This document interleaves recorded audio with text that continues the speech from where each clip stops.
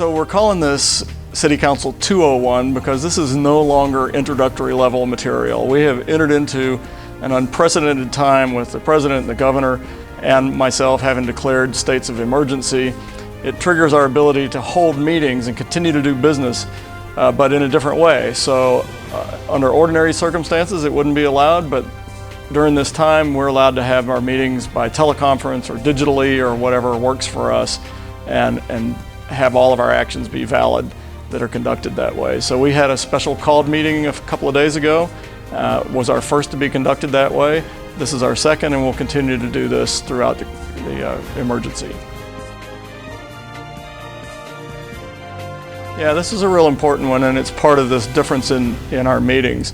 So we've been working on this text amendment for quite a while, and it includes a lot of different topics. The two items in it that have drawn a lot of public comment and that we don't yet have a consensus on the council have to do with parking trailers and other vehicles other than cars on your property other than in your driveway.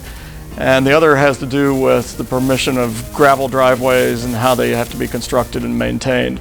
So we're going to remove both of those two items from the text amendment and hope to pass the rest of it so that we can continue on with some of the things that it calls for, including some changes in our public hearing schedule.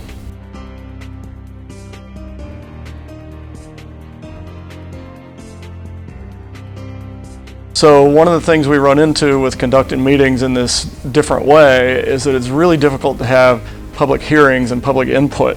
And so we're going to be trying to put off and rearrange the schedule for anything that involves that sort of thing. That's why we're changing the text amendment that I just talked about. But all of our boards and commissions that have meetings that invite the public to make comment, we've got to figure out how to allow that through some digital method without creating a public gathering that violates the Public Health Authority's guidance. So we're going to be working on that, and this resolution allows us to implement some of those things as we get ready.